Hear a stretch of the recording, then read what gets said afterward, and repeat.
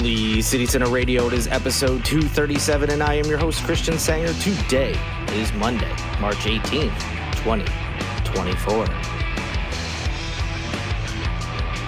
It's a brand new week. I hope you had an awesome weekend.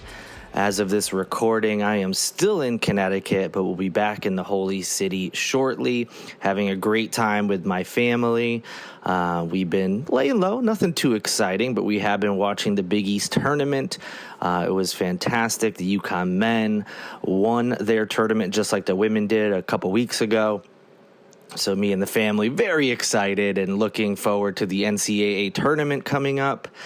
And speaking of, we have a bracket challenge going, myself, alongside Holy City Center's sibling publication, Milo News Low Country. As of right now, we don't have the prizes figured out, but the plan is, certainly some HCS swag. I've got plenty for you for the winner, but I'm hoping to secure another, maybe a gift card to a restaurant or something else. But regardless, you'll get a little something if you win. Plus, it's always fun to fill out the brackets.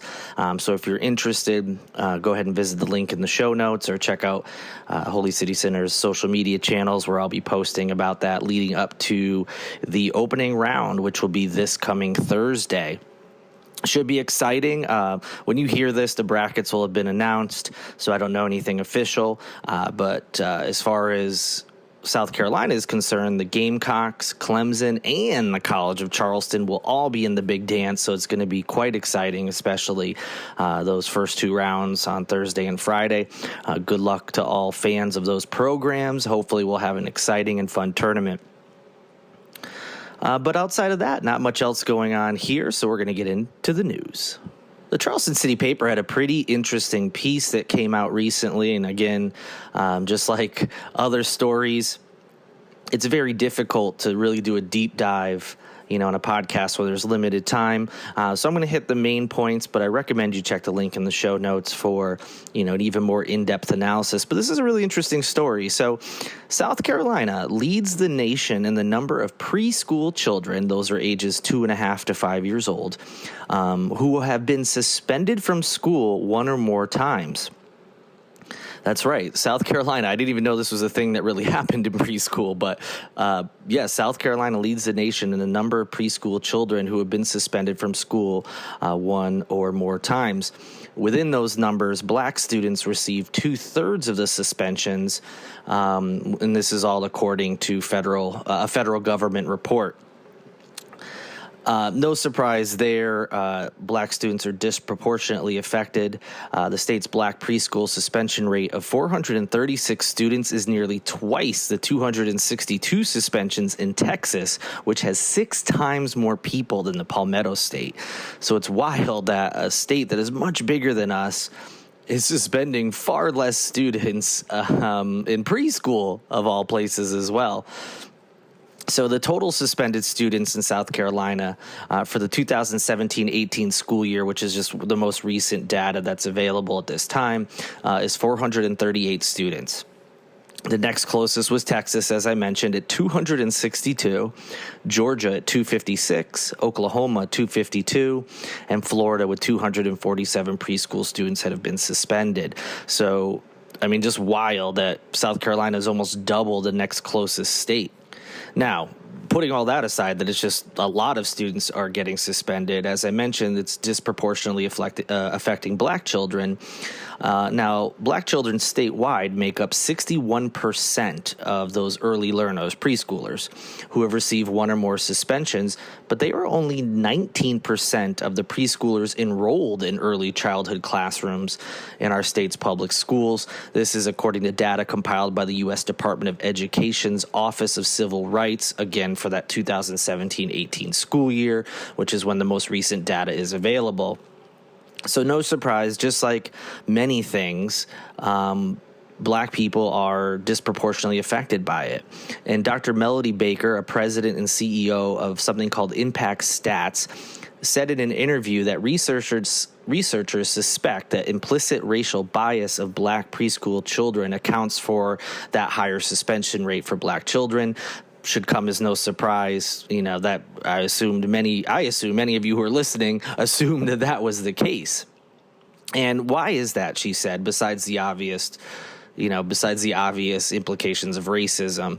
But she says some of this is implicit bias, meaning there's reasons that they might not even realize, that are going on in their head for this reason.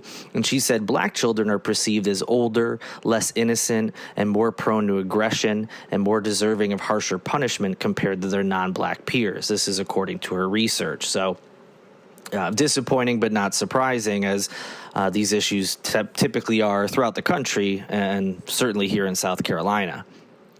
Now, what does this mean in terms of the students themselves? Well, suspended preschoolers are 10 times more likely to struggle to learn, which raises the high school dropout rate, of course, and the state's prison population. Now, some of that could just be that we all know everybody's different, and sometimes social problems or behavioral problems in students, even as young as preschoolers, they just don't grow out of it for whatever reason, and that was just going to be the case. But it also is likely the case that some of these students weren't going to go down that path, but being punished, being told they're bad, or they got to stay away from their peers because they're not behaving appropriately. We've seen this before with any students of any background, that they can start believing what they're being told and just buy into it. Now, Baker went on to say disadvantaged children are more likely to be suspended, which is another just terrible thing, as it relates to these numbers. And so what is South Carolina doing to try to fix this issue? Well, there's several state senators who filed a Senate bill. It's Senate bill, specifically it's Senate Bill 1108, and they filed it on February 28th. This bill would provide for education and training for school administrators, teachers, and staff to require efforts toward maintaining student enrollment and to provide for relevant data collection of school suspensions and expulsions. So far, the legislation has been referred to the Senate Education Committee, so it's in the early stages. If it goes through that committee and is passed on, it could then move on to a vote in the Senate, and then if that passes, the House, and then to Governor McMaster. The senators filed the bill after several state agencies and child advocacy programs testified in mid-January before the Joint Citizens and Legislative Committee on Children in Columbia on the need to keep children in school even when they misbehave. So again, just interesting data. Not just that South Carolina tops the list, but they're just so far ahead. It certainly raises questions as to what is going on and why are so many preschoolers being suspended. Hopefully, with some more training and understanding of the problem, we can lower those numbers. And like they said, unless it's really, really necessary, for whatever reason, we shouldn't be suspending preschoolers. It just seems silly. Kids are going to misbehave. And again, there are certain circumstances where I'm sure it is warranted. But there needs to be a little bit of leeway to help keep these kids in school so they don't get behind other students or don't start going down that path that they could, because, again, they're being told they're not good enough to stay with their peers, they're bad, they misbehave, things that can affect them for the rest of their lives. Summerville Town Council will consider a hate crime-related ordinance that could allow harsher punishments at the local level for those convicted of crimes determined to have been prompted by a biased hate. Councilwoman Tiffany Johnson-Wilson proposed a hate intimidation ordinance, and Mayor Russ Touchberry says it has his full support. And according to him, he's had some conversations and believes that it'll have the support of the town council. Summerville is set to join other Lowcountry cities and towns that have local hate crime ordinances. That includes Mount Pleasant, Charleston, and North Charleston. And in its draft, Summerville specifically notes that South Carolina does not have a statewide hate crime law. We've talked about that before. Our state is only one of two in the country, Wyoming being the other, that does not currently have a statewide hate crime law.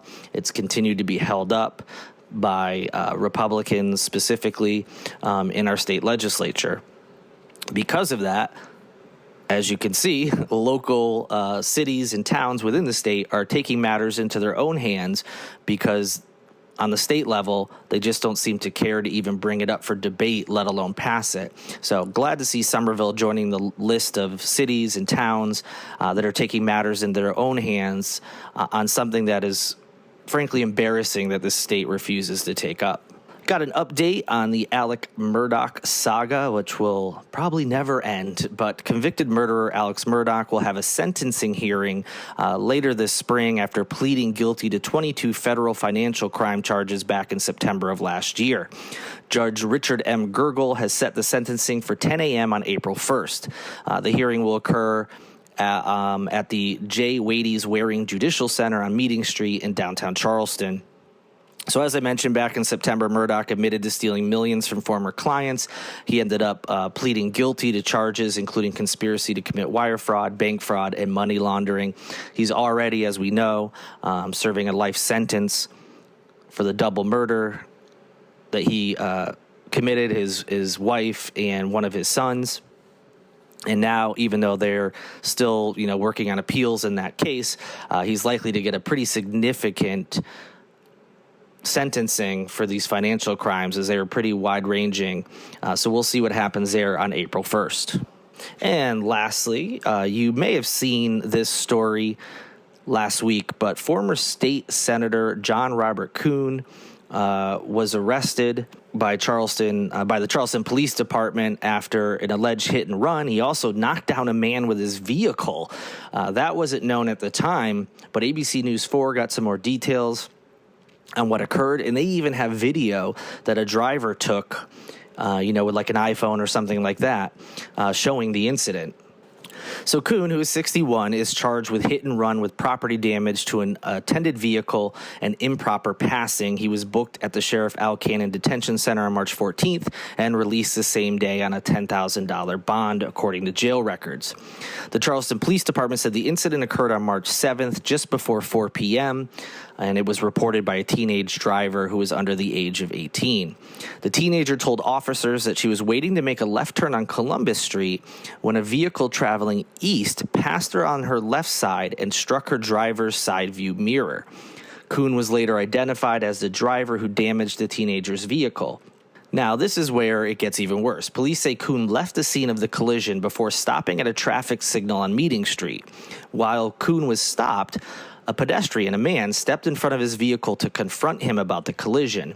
The man refused to move out of the way. He was right in front of the vehicle and was ultimately knocked down by Kuhn's vehicle as Kuhn drove east onto Columbus Street. The video is pretty shocking. Thankfully, it appears the man is okay. But just seeing someone standing in front of a car and basically being pushed forward by that car before the car turns and the gentleman falls, it's a scary scene, and it could have been a lot worse. As I mentioned, a cell phone from another driver captured the footage of Kuhn knocking down the man with his vehicle. That video was provided to the officers, and again, you can see that video in the link in the show notes. Ultimately, video footage from traffic cameras helped the officers to identify Kuhn as the driver. When the officer spoke with Kuhn the next day, he acknowledged being in the area of the collision, and he said he refused to stop because a person acting erratically, in his words, approached his vehicle. The police said that Kuhn also told them that he remembered driving around the teenager's vehicle, but did not realize he struck her side view mirror. Seems hard to believe, but okay. Kuhn then told police that he would take care of the damage to the teenager's vehicle.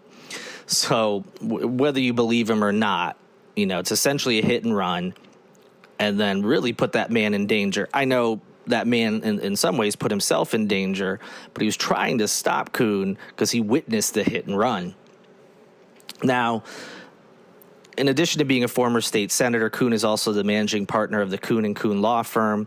He served as state senator for District 43, which represents parts of Berkeley County and Charleston County. He served from 2001 to 2004.